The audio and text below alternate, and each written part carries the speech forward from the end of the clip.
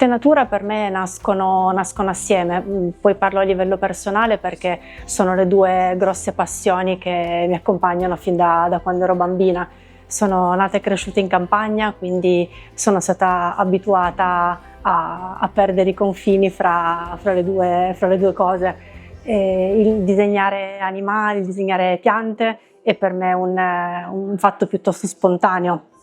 Da bambina giocavo con le galline, erano un po', diciamo, i miei animali domestici, infatti sono animali spesso presenti nei miei quadri.